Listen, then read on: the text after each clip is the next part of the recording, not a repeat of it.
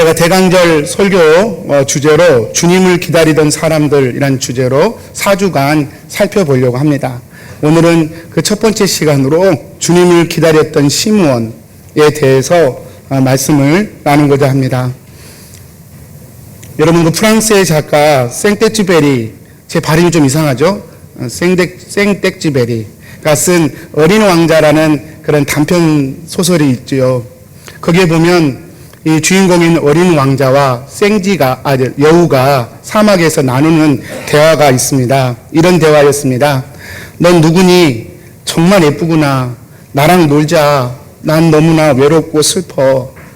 사막에서 여우를 발견한 어린 왕자가 건넨 말이죠. 난 너하고 놀 수가 없어. 난 길들여지지 않았단 말이야. 여우가 대답을 합니다. 아, 그래? 미안해. 그런데 길들여진다는 게 무슨 말이야? 어린 왕자가 묻습니다. 그 질문에 여우가 이렇게 대답을 합니다. 길들여진다는 건 그건 관계를 맺는다는 의미야. 내겐 넌 아직 수십만의 아이들과 같은 어린아이일 뿐이야. 난 내가 필요치 않고 너 역시 내가 필요치 않아. 너에게는 내가 수십만의 여우들과 같은 여우에 불과하니까.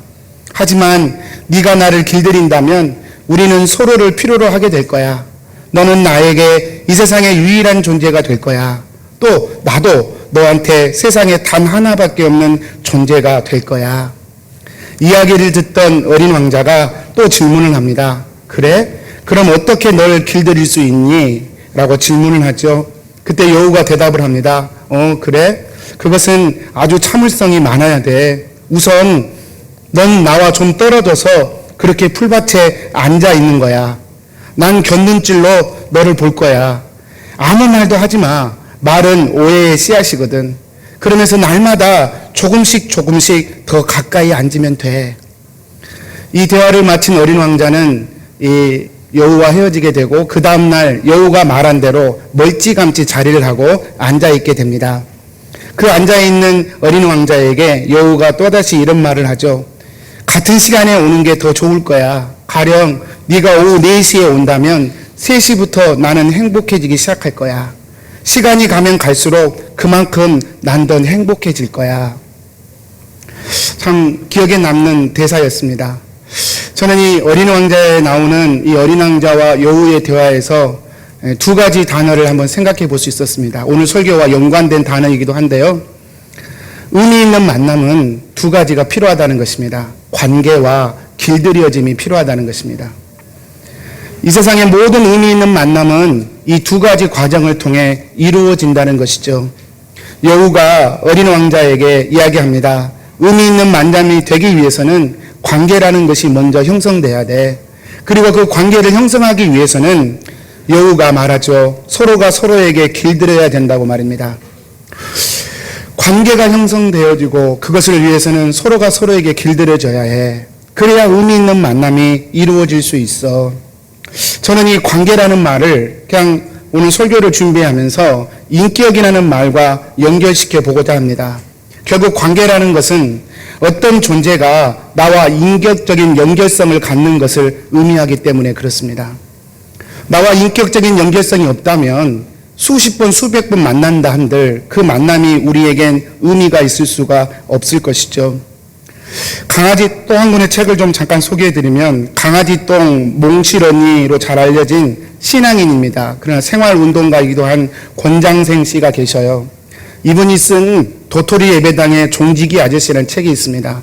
제가 이 책을 사서 보지는 못했고 어떤 칼럼을 읽다가 이 책에 대한 소개를 받고 제가 간접적으로 읽을 수 있는 방법을 동원해서 그 줄거리만 한번 제가 살펴보았는데요. 이 책의 줄거리의 내용은 대략 이렇습니다. 이 주인공인 이 종지기 아저씨는 시골에 있는 도토리 예배당의 종지기 아저씨입니다. 약 40살에 병들고 나약한 시골 아저씨이죠. 그래서 아무도 그에게 친구가 되어지지 못합니다. 그래서 이 아저씨의 유일한 친구는 생쥐 한 마리입니다. 이 종지기 아저씨는 생쥐와 하루하루 그렇게 만남을 가지며 살아가는데 이 종지기 아저씨와 생쥐의 소원이 하나 있었습니다. 그것은 하나님을 만나는 것이었습니다. 그래서 매일 아침 종을 치면서 기도합니다. 하나님을 만나게 해달라고. 그리고 하루를 마무리하면 또 기도합니다. 하나님을 만나게 해달라고. 마침내 그 기도가 이루어졌습니다. 그래서 고무다라를 타고 이 종지기 아저씨와 생지가 하나님을 만나러 하늘나라로 올라갑니다. 하늘나라에 올라갔더니 거기에 천사가 하늘나라를 지키고 있었습니다. 천사에게 하나님을 만나러 왔다고 얘기를 합니다. 그랬는데 천사가 반가워하기는커녕 매우 어색한 표정으로 난색을 표하며 이렇게 질문합니다. 하나님을 만나러 왔다고? 그렇게 말해서는 안 돼. 어떤 하나님을 만나러 왔는지 구체적으로 얘기해야 돼. 그렇게 말을 합니다. 이게 도대체 무슨 말인가? 종지기 아저씨와 생지는 당황합니다. 그러면서 얘기합니다. 그렇다면 어떤 하나님이라고 묻느냐면 삼위일체 하나님을 만나러 왔어요. 그렇게 대답을 합니다. 그런데 천사가 대답하기를 그런 하나님은 여기에 없다는 것입니다. 그래서 그럼 도대체 이곳에는 어떤 하나님이 있냐고 물어보니 천사가 대답합니다. 교회마다 하나님이 다 다르기 때문에, 그래서 여기에는 모든 교회의 각 하나님들이 다 있다고 천사가 얘기를 하는 것입니다. 그래서 너는 어떤 하나님을 만나기를 원하냐고 다시 천사가 묻게 되고, 이 도토리 아저씨는 고민하다가, 종지기 아저씨는 고민하다가, 도토리 교회 예배당의 하나님이라 그러면 너무 시골 교회라 작아서 모르실까봐 서울의 큰 교회의 하나님을 만나고 싶다고 이야기를 합니다. 천사가 그 얘기를 듣고 이제 그러면 만날 수 있다 대답을 하고, 이 종지기 아저씨와 생지를 데리고 큰 문이 있는 문을 열고 방으로 들어갑니다. 근데 그곳에 들어갔더니 여러 종류의 하나님들이 쭉 있었습니다. 그 하나님들 밑에는 각각 어느 교회의 하나님이란 이름표가 붙어 있었습니다. 여러 하나님을 지나서 이 종지기 아저씨와 생지는 마침내 그렇게 만나고 싶었던 서울의 큰 교회의 하나님을 만나게 됩니다. 그런데 그 하나님을 만난 첫 장면이 이렇게 묘사가 됩니다. 그 하나님은 온몸에 온갖 보석으로 치장을 하고 있었는데 이 아저씨와 생지를 보자 인상을 쓰면서 또 무엇을 들어달라고 나한테 요구하려고 왔느냐고 매우 짜증 섞인 말투로 묻는 것입니다. 여러분, 이 소설의 이야기는 물론 완전히 소설입니다. 하나님은 그렇게 백화점의 물건처럼 여러분이 계실 수 없을 뿐만 아니라 또 하나님이 그렇게 인상을 쓰시면서 우리를 맞으실 리도 전혀 없습니다. 그러나 그럼에도 불구하고 저는 이 책이 주는, 이 이야기가 주는 메시지가 있다고 생각합니다. 그것은 비인격적인 신앙의 모습입니다.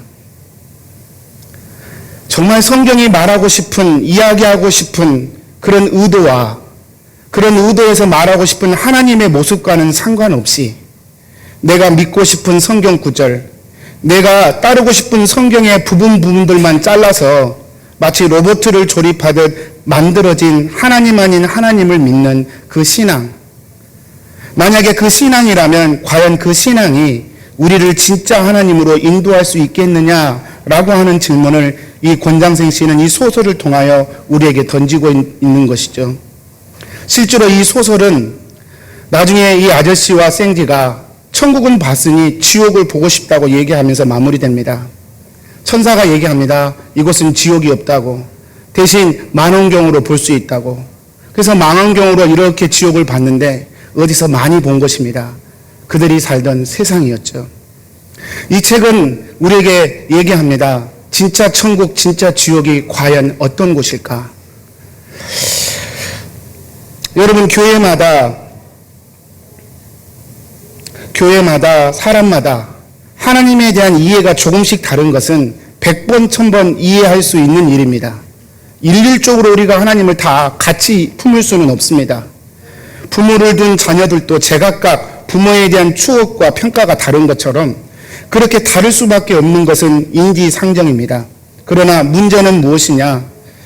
아예 하나님에 대한 본질적인 이해 자체가 각각 달라져 버린 것. 그래서 도대체 하나님을 다 믿는다고 말하는데 왜 그렇게 하나님이 다를까? 왜 이렇게 본질적인 하나님의 모습과 기대가 다 다른 것일까? 라고 하는 질문들을 던질 수밖에 없는 현대 교회의 모습들을 우리는 보는 것입니다. 저는 지금 장로교냐 감리교냐 침례교냐의 문제를 얘기하는 것이 아닙니다. 여러분, 사실은 장로교든 침례교든 감리교든 얼마든지 성경에서 말씀하시는 한 하나님을 우리는 믿을 수 있고 예배할 수 있습니다.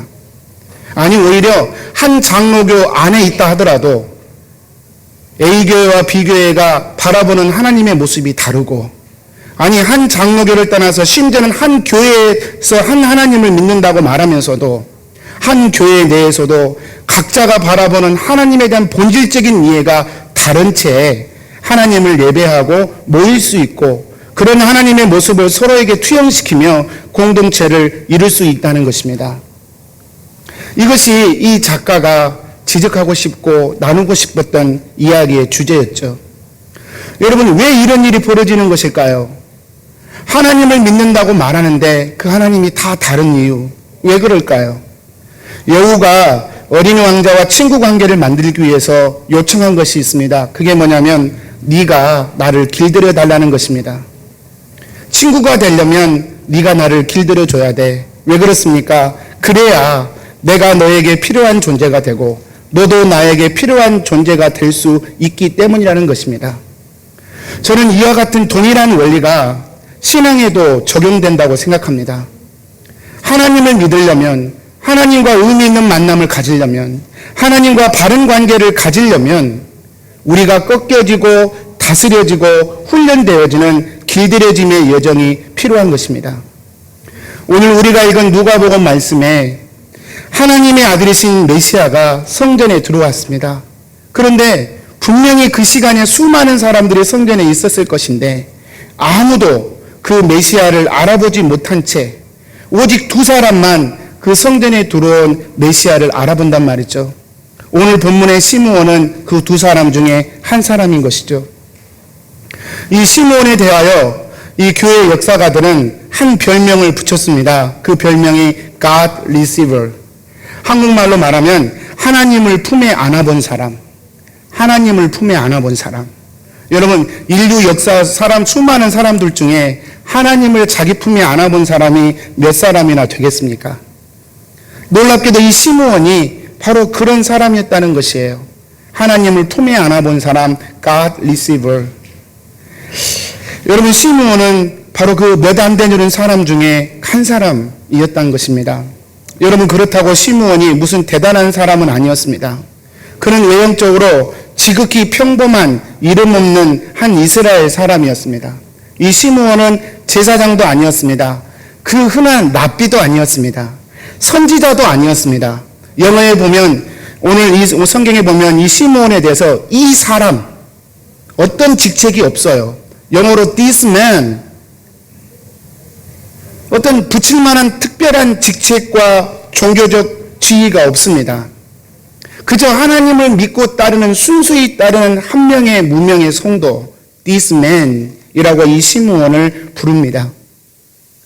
아무 직책도 없습니다. 더군다나 육체는 병들고 연약해져서 눈도 침침해지고 이제는 하나님 앞에 갈 날만 기다리는, 인간적으로는 아무 소망이 없는 그런 사람이 시므온이었습니다. 그런데 그 건강하고 그 똑똑하고 그 지위 높은 수많은 사람들은 메시아를 알아보지 못하는데 이 병들고 유약한 시므온은 메시아이신 예수님을 알아보고 그를 가슴에 품고 기도하는 영광까지 누리게 됐다는 것이죠. 도대체 무엇이 이 시므온을 그렇게 만들 수 있었겠는가? 저는 이 여우와 이 어린 왕자 이야기에서 나온 길들여짐이란 단어를 생각해 보게 됩니다.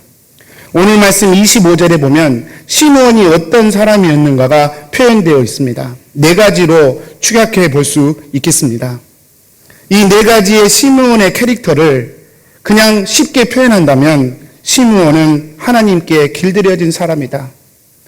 하나님과 의미 있는 관계를 위해서 그는 스스로를 깎고 낮추어서 하나님께 길들임으로 메시아이신 하나님을 알아보고 품에 안아보기까지 한 하나님의 복을 받은 사람이라 얘기할 수 있겠습니다. 이 네 가지 길들임에 대해서 이 시간 살펴보려고 합니다. 그래서 오늘 설교의 소제목을 만남을 위하여 길들여진 사람 시므온이라고 정할 수 있겠습니다. 이 시므온이 가졌던 네 가지 길들여짐, 이것이 우리 성탄절을 준비하고 주님의 재림을 준비하는 저희들에게 큰 교훈의 말씀이 될 수 있다고 생각됩니다. 네 가지입니다. 첫 번째로 이 시므온은 예루살렘에 살던 사람이었다는 것입니다. 25절 첫 번째 말씀이죠. 시므온은 예루살렘에 살던 사람이었습니다. 여러분, 이 말은 시므온이 하나님의 사명을 붙들고 살던 사람이었다라고 하는 것을 뜻합니다. 시므온이 예루살렘에 살았던 이유는 예루살렘이 큰 도시였다거나 예루살렘이 살기 좋은 곳이었기 때문이 아닙니다. 예루살렘은 그에게 있어서 하나님의 메시아가 왔을 때 그를 만나고 그를 예비하기 위한 약속의 땅으로 그에게는 다가왔습니다. 우리가 짐작해 보건대 아마도 그는 평생 예루살렘을 떠나지 않았을 것입니다. 왜냐하면 바로 그곳에서 메시아를 만나야 하는, 그리고 축복해야 할 사명을 그는 가지고 있었기 때문에 그렇습니다. 사랑하는 성도님들, 내가 살아야 할 이유, 그것이 사명입니다. 죽어도 해야 할 일, 그것이 사명입니다. 그래서 그 일을 다하지 못하고 죽으면 한이 될 것 같은 그것이 사명입니다. 아무리 많은 다른 업적들이 있다 해도 그 일을 완수하지 못했기에 나는 결코 행복하다 말할 수 없는 것, 그것이 사명입니다. 그래서 사명 없는 인생은, 사명을 버린 인생은 결코 행복해질 수가 없는 것이죠. 반대로 사명을 붙들고 산 사람은, 그리고 그 사명을 완수한 사람은 죽음이 눈앞에 왔다 할지라도 미소 지으며 그 죽음을 맞이할 수 있는 것입니다. 오늘 본문의 시므온처럼, 신약성경에 기록된 사도 바울처럼 말입니다. 여러분, 시므온은 그 사역을 위해서 하나님께서 자신에게 허락한 땅 예루살렘에 머물러 있었습니다. 사랑하는 성도님들, 제가 성탄절을 준비하면서 저와 여러분 같이 한번 자문해 보았으면 좋겠습니다. 우리는 킹선에 왜 살고 있는 것입니까? 우리는 캐나다까지 이민 와서 도대체 무엇을 위해 살고 있는 것입니까? 도대체 우리는 무엇을 위해 아침부터 저녁까지 수고하며 그렇게 삶을 경주하며 달려가는 것입니까? 시므온처럼 하나님이 주신 사명이 그 길이 되고 목적이 되는 사람, 그가 하나님의 사람이고 그가 예수님을 메시아로 만날 수 있는 것이죠. 내 마음대로 살면서 내 계획대로 인생을 그냥 살아가면서 하나님은 여전히 나를 사랑하시는 분이셔야 하고 나를 축복하시는 분이셔야 한다고 생각하고 그렇게 가르친다면 우리는 아마도 권 작가가 그렇게 말하고 싶은 우리가 그려놓은 허상의 하나님, 실체 없는 비인격적인 하나님을 하나님이라고 만들어 놓고 섬기는 꼴이 되고 말 것입니다. 시므온은 메시아의 기다림을 보면서 예루살렘을 사명으로 알고 살았던 사람입니다. 두 번째, 시므온의 길들여짐은 그는 의롭고 경건한 사람이었다 성경은 증언합니다. 시므온이 의롭고 경건했다는 말은 그가 하나님과의 관계에 최우선 순위를 두고 살았던 사람이라는 것을 뜻합니다. 여러분, 성경에서 의롭다는 말은 righteousness 또는 justice, 어떤 상태나 어떤 자격만을 의미하지 않습니다. 성경에서 의롭다는 것은 하나님과의 관계가 좋았던 것을, 좋은 상태를 의미하는 것입니다. 여러분, 한국에 충청남도 예산군 대흥면에 가면 의좋은 형제 마을이 있다고 합니다. 여러분, 의좋은 형제 이야기 아시죠? 실제로 그 이야기가 이 마을에서 시작됐다고 그래요. 그래서 이 마을 이름을 의좋은 형제 마을이라고 아예 고쳐버렸습니다. 그 이야기를 아시죠? 두 형제가 살고 있었습니다. 추수 때가 되었습니다. 형이 추수 때가 되고 나니 동생이 걱정되는 거예요. 동생이 식구도 많고, 그런데 이 녀석이 혹시 양식이 부족하면 어떡할까 걱정을 해서 밤중에 잠을 이루지 못하고 있다가 에이, 안 되겠다 일어나서 자신의 볏집단에 볏집을 들어서 동생의 볏집단으로 몰래 옮겨 놓는 것이죠. 그리고 집에 들어갔는데 그 다음 동생이 또 집에서 생각하다가 형님은 장남이라 집안에 이런 일 저런 일 다 하느라 얼마나 힘들겠나, 형님을 좀이라도 도와줘야 되겠다 생각하고 동생이 이번에는 볏집단을 가지고 형님 집 볏집단에 쌓아놓게 되죠. 다음날 일어나서 봤더니 그 볏집단이 그대로 있는 것입니다. 이상하다. 내가 분명히 동생 집에, 형님 집에 볏집단을 옮겨놨는데 왜 그대로일까? 이렇게 며칠이 반복됩니다. 그리고 어느 날 마침내 볏집단을 지고 서로의 볏집단을 향해 걸어가는 서로의 모습을 한 달빛 빛나는 밤에 서로 만나게 되죠. 이 두 형제는 왜 지금 형이, 동생이 볏집단을 어깨에 메고 있는지를 알게 되고 그 자리에서 서로 부둥켜 안고 흐느끼며 형제의 정을 나누게 되죠. 그리고 이 형제는 그 뒤로 사이좋은 형제로 죽을 때까지 살았다. 그 이야기가 전해 내려오는 의좋은 형제 아닙니까? 여기서 의좋은 형제란 말이 무슨 말입니까? 이 두 형제가 도덕적으로 윤리적으로 완전했다는 뜻입니까? 이 형제가 저스티스를 발휘하여 공의를 이루었다는 뜻입니까? 그렇지 않습니다. 의좋은 형제라는 말은 형과 동생 사이가 좋은 관계였다. 가까운 관계였다. 그걸 말하는 것입니다. 성경에서 의인이다라고 하는 것은 같은 이치입니다. 하나님과의 관계가 가까운 것, 하나님과의 관계가 살아있는 것, 하나님과의 관계가 늘 사이가 좋은 것, 그것을 의롭다 성경은 얘기합니다. 이 시므온이 바로 그런 사람이었다는 것입니다. 경건이 무엇입니까? 하나님이 내게 원하시는 것이 무엇일까? 하나님의 나의 삶에 왜 이런 환경과 여건으로 나를 축복하셨을까? 물어보고 그 하나님의 뜻을 이루기 위하여 자신의 인생을 맞추는 것, 그게 경건 아니겠습니까? 시므온은 그런 사람이었다는 것이죠. 시므온은 그렇게 하나님 앞에 자신의 삶을 내어드리고 하나님과의 관계에 우선순위를 두며 그렇게 살았던 것입니다. 그래서 경건한 사람은 의로울 수밖에 없고 의로운 사람은 경건할 수밖에 없는 것이죠. 여러분, 하나님과의 관계에 최우선순위를 두고 살아갈 때에 삶의 모든 요소들을 하나님이 이끄신다라고 하는 것이 성경의 약속입니다. 이 부분에 대해서 C.S. 루이스 기독교 변증가죠. 이분이 한 후배에게 이 부분에서 쓴 편지의 내용이 이렇습니다. 제가 한번 읽어보겠습니다. 내가 세상에서 가장 소중히 여기는 것보다 하나님을 사랑하게 되면 그것을 지금보다 더 사랑할 수 있게 될 것이네. 반면에 하나님을 희생시키고 하나님 대신 세상에서 가장 소중히 여기는 것을 더 사랑할 때는 오히려 그것을 사랑하지 않게 될 걸세. 가장 중요한 것을 우선시하면 차선의 것은 억압되는 게 아니라 증대되는 것이라네. 여러분, 제가 하나님을 진실로 사랑할 때 저는 아내를 더 풍성하게, 더 온전히 사랑할 수 있었습니다. 제가 하나님을 진실로 사랑할 때 저는 제 자녀들과 비춰주신 성도님들을 그래도 진실히 사랑할 수 있었습니다. 제가 하나님을 진실로 사랑할 때 저는 제 인생을 정말 가치 있게 살고 싶은 그런 욕구와 도전의식이 생겼습니다. 그게 바로 성경의 이야기입니다. 성경이 너는 먼저 그의 나라와 그의 의를 구하라. 그러면 이 모든 것을 이루시리라 말씀하신 이유도 아마 그것 때문일 것입니다. 시므온은 자신의 인생에 수많은 일들이 있었지만 그 모든 일들 가운데 하나님을 가장 소중한 분으로 모시고 사는 일에 자신의 인생을 드린 사람입니다.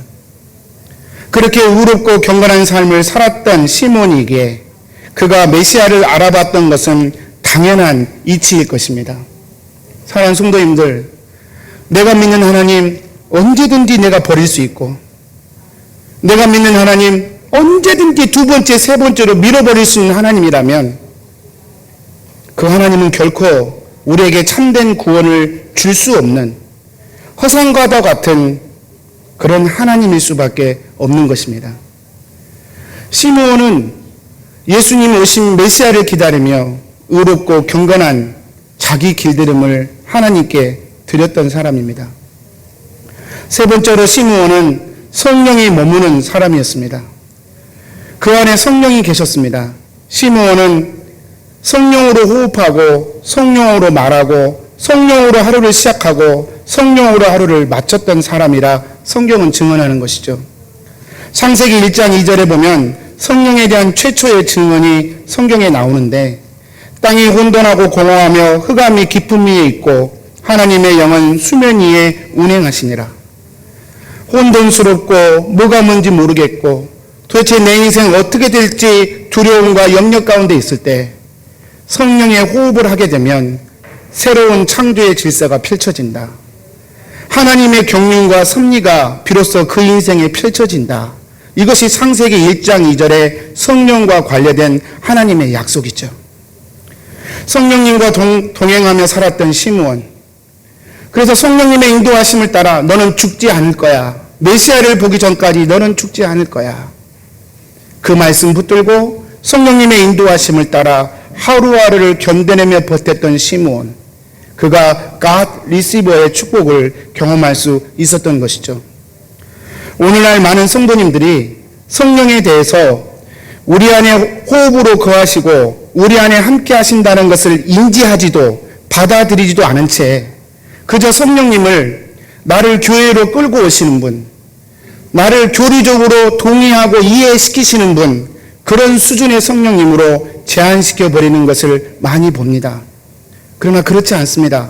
성령은 호흡과 같아서 내 육신의 호흡이 멈추면 큰일 나듯이 이 영적으로 성령님과 동행하지 않고 호흡하지 않으면 온전한 영적인 삶을 살 수 없는 것, 그것이 바로 성령의 호흡인 것이죠. 이 시므온은 그런 사람이었다는 것입니다. 네 번째로 이 시므온은 이스라엘의 위로를 기다리는 사람이었습니다. 이스라엘의 위로를 기다리는 사람이었다. 한번 넘겨주시겠어요? 여러분, 시므온이 기다렸던 이스라엘의 위로는 어떤 위로였을까요? 시므온이 아기 예수를 안고 아기 예수를 축복하는 대목을 보면 저희가 시므온이 기대했던 이스라엘의 위로가 어떤 위로였는지를 좀 짐작해 볼 수 있을 거라고 생각합니다. 34절, 35절 말씀이죠. 여러분 눈으로만 한번 보시겠습니까? 내용이 그렇습니다. 시므온이 아기를 안고 축복하는 것이 이 아이가 많은 사람을 구원하기 위해서 비방을 받는 표적이 될 것입니다. 많은 사람의 생각을 드러내는 찌르는 역할을 할 것입니다. 이게 기도하는 거예요.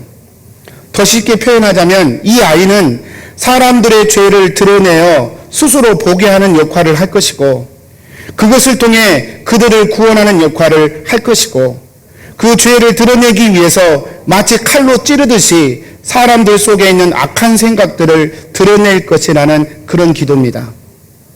여러분 만약에 목사가 오늘날 어린아이를 이렇게 축복한다면 정말 큰일 날 것입니다. 이건 축복의 기도가 아니에요. 일상적으로 보았을 때. 근데 시므온은 지금 그것을 축복으로 이 아기에게 하고 있는 것입니다. 다시 말하자면 이 기도문을 보면 시므온이 기대했던 메시아, 이스라엘의 위로가 어떤 것이었는가를 짐작해 볼 수 있습니다. 시므온이 기대했던 메시아는 민족의 독립도 번영도 아니었습니다. 이스라엘 백성들의 번영도 안녕도 아니었습니다. 오랫동안 하나님께 선택받았음이 감사와 신앙의 깊이를 더해주었던 것이 아니라 오히려 택함받았다는 그것이 철저히 비인격적인 신앙 공동체로 흘러버렸던 이스라엘의 죄, 그 굳어진 이스라엘의 죄를 깨뜨리고 다시 하나님과의 실체적 샬롬을 이루기에 메시아가 오셔야 함을 기다렸던 것, 그것이 바로 시므온이 기다리고 바랬던 이스라엘의 위로였습니다. 그것을 위해 기꺼이 비방의 표적이 되어야 되는 메시아, 궁극적으로 그렇게 되셔서 십자가의 죽으심으로 인간의 죄를 만천하에 폭로하시고 그 죄를 깨닫고 돌아오는 자들을 자신의 피로 덮어 용서하여 버리실 그 메시아를 시므온은 기다리고 있었던 것입니다.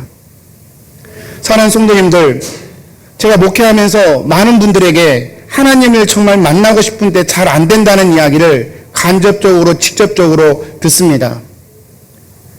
여러분은 어떤 하나님을 기대하고 믿고 계십니까?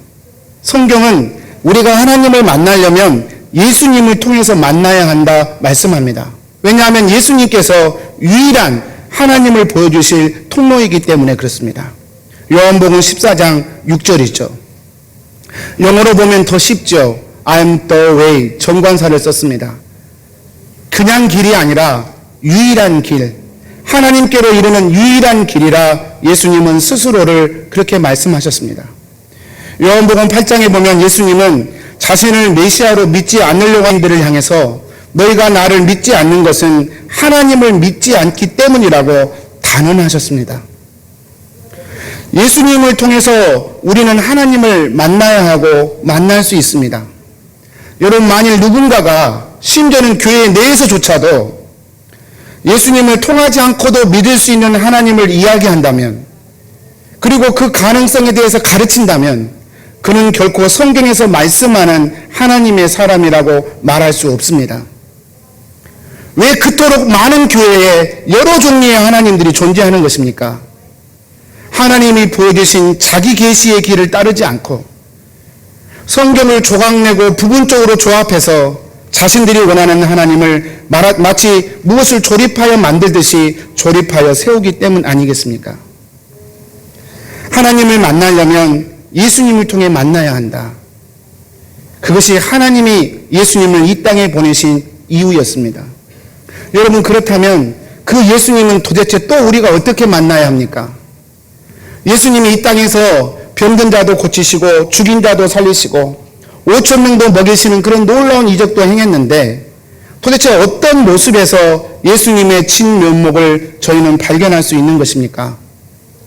여러분, 예수님의 궁극적인 사명, 병도 고치시고 죽은 자도 살리시고 5천 명도 먹이시고 불쌍한 자도 돌보셨던 그 모든 사역은 예수님의 궁극적인 사명을 위한 과정이었을 뿐입니다. 예수님의 궁극적인 사역은 십자가에서 우리 죄를 위하여 대속제물로 죽으시는 것이죠. 요한복음 12장 23절 24절 말씀 한번 보겠습니다. 여러분, 우리 한번 같이 한번 읽어볼까요? 시작. 예수께서 대답하여 이르시되 인자가 영광을 얻을 때가 왔도다. 내가 진실로 진실로 너희에게 이르노니 한 알의 밀이 땅에 떨어져 죽지 아니하면 한 알 그대로 있고 죽으면 많은 열매를 맺느니라. 여러분, 예수님께서 이제 내가 영광을 받을 때가 왔다 말씀하시면서 십자가에 자신이 죽으실 것을 말씀하시는 거예요. 제가 반복적으로 설교할 때 말씀드리지만 여기서 영광이라고 하는 단어는 세상적으로 보았을 때 그 이름이 높이 올려지고 빛을 얻는 그런 수준의 이야기가 아닙니다. 성경에서 말씀하는 영광이란 어떤 존재가 그 어떤 존재다워지는 것, 그게 영광입니다. 예를 들면 새가 창공을 향해 날개를 펴고 마음껏 날아가는 것, 그것이 새가 새다운 거예요. 그래서 그것이 새의 영광인 것입니다.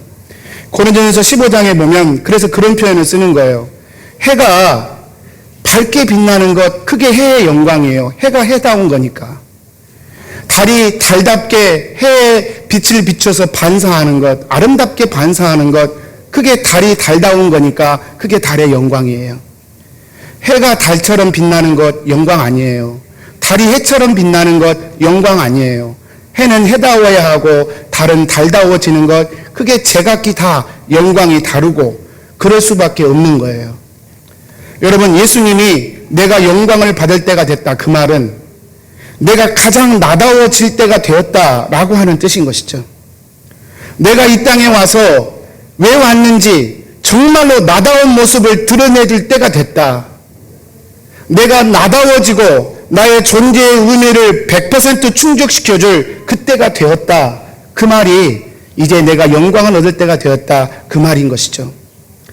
여러분, 예수님이 그 영광을 받을 때 그것이 어디에서 이루어졌습니까? 그것이 바로 십자가였습니다. 예수님이 죽는 것, 인간의 죄를 뒤집어쓰고 그것이 죄인지조차도 인식하지 못한 채 살아가는 인생들을 향하여 죽음으로 호소하는 것, 당신들은 하나님 없이 살아가는 것이 죄입니다. 그걸 못 믿으시겠으면 내 십자가를 보고 깨달으십시오. 그 죄에서 돌이키십시오. 그러면 내 피가 당신들의 죄를 사하여 하나님과 화목한 자로 만드실 겁니다. 바로 그 십자가를 이루기 위하여 예수님은 이 땅에서 사셨던 것이죠. 제가 왜 이 말씀을 드리냐면, 예수님을 가장 정확하게 만나시려면 우리는 십자가 앞으로 나아가야 된다는 말씀을 드리고 싶어서 그렇습니다. 예수님은 나를 위로하시는 분이셔. 예수님은 나를 사랑하셔서 축복하시는 분이셔. 좋은 이야기입니다. 그러나 예수님을 정말로 본질적으로 만나고 싶으시면 예수님의 영광인 십자가 앞에 나와야 합니다. 왜 당신이 십자가를 지셨습니까? 왜 당신이 나를 위해 피 흘리셔야 했습니까? 질문하며 그 십자가 앞에서 생각하며 묵상해야 하는 것이죠. 그때 우리는 진짜 예수님을 만날 수 있을 것입니다. 그리고 그 예수님을 본질로 만났을 때에 나머지 질문도, 나머지 응답도 참된 복으로 우리에게 다가오게 될 것입니다. 시므온은요, 바로 그런 사람이었다는 것입니다. 이스라엘의 죄를 위해 오신 메시아, 이스라엘의 허물을 덮어주기 위해 오신 그 메시아를 이스라엘의 위로로 기다렸던 참 믿음과 기다림의 사람이었다, 성경은 증언하는 것입니다. 이제 이해가 되지 않습니까? 당시에 성전을 들었던 그 많은 사람들이 왜 예수님을 못 알아봤을까? 왜 하나님 메시아를 못 알아보았을까? 그 이유는 너무 당연합니다. 자신들이 비전은 하나님을 기대하고 그 메시아를 기다렸기 때문입니다. 하나님이 주신 메시아를 받는 그 길들여짐에 그들의 인생을 들이지 않았기 때문이 그렇습니다. 말씀을 정리합니다. 관계가 의미를 정의한다 말씀드렸습니다. 관계가 없는 만남, 사실 우리에게 큰 의미가 없습니다. 관계가 이루어지지 않은 채 반복적으로 이루어지는 만남의 의식과 절차는 결코 우리에게 복이 되지 못합니다. 적어도 관계가 형성되기 전까지는 말입니다. 신앙도 마찬가지입니다. 그 관계는 나 자신이 하나님께 온전히 길들여짐으로 그 준비와 그 과정이 이루어집니다. 시므온처럼 말입니다. 내가 살아야 할 이유가 하나님의 뜻에 있는가 살피는 것입니다. 내가 지금 하나님과의 관계에 삶의 우선순위를 두고 있는가 살피는 것입니다. 내가 지금 내 안에 성령님이 계심을 인지하고 성령으로 호흡하고 있나 늘 나를 살피는 것입니다. 내 인생 가운데 하나님의 십자가의 죽으심으로 화목의 길을 여신 그 은혜를 하나님의 위로로 받아들이고 삼는 것입니다. 사랑하는 성도님들, 우리 성탄절을 맞이하는 첫 번째 주일날 이 시므온의 길들여짐, 정말 주님을 메시아로 만나기 위해서 스스로를 하나님의 뜻에 길들였던 이 은혜가 저와 여러분에게도 일어나기를 간절히 축복합니다. 우리 기도하겠습니다.